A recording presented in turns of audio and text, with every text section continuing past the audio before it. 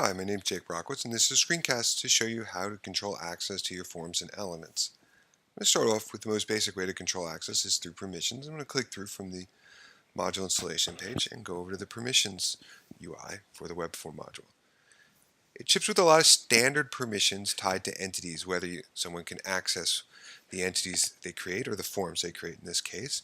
They can access all forms on the site. It also controls access to different UI features like the overview page. Also, there's a permission to let people control access to individual elements or administer.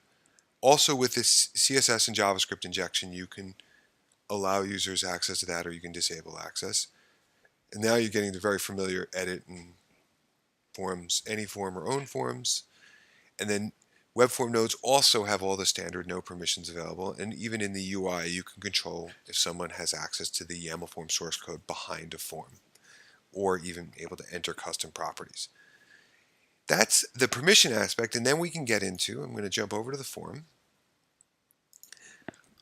and we'll go look at a form, and you get into form-specific access controls. So there's an access tab to every form, and you can go in and fine-tune who has the ability to create submissions. By default, anonymous and authenticated users can create submissions, but you can decide who can view all submissions, update all submissions, purge, delete, view own, and you can even get down to user level permissions.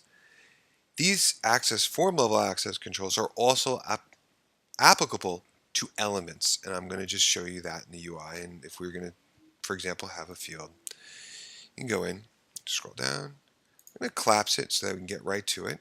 There's an element access, and you'll see it's very familiar where you can decide who can access this element when creating a submission or when updating a submission, so you can have certain fields available for certain users at different phases of the form process. There's also, if we go down to administrative, there's a simple checkbox where you can make an element just private. It just means that only admins can edit this element when the form's submitted. It's just a little easier way to manage access. There's even another example which I kind of want to show. I'm going to add a message. Click through, key, let's call it message for now, scroll down, and you can control where and how this message is displayed. So this is a message. You can say that this message is only displayed on the form, so this message will only be visible when someone's filling out the form. It could be displayed on the admin view. If you wanted to, for example, tell your administrators, well, this is special data, do this, here's some useful links to search, look up this user. It's another way to control access to your elements.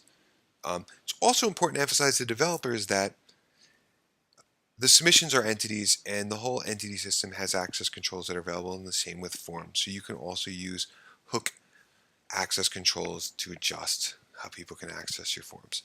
Hope this helps get you started with controlling access to your forms. Thank you.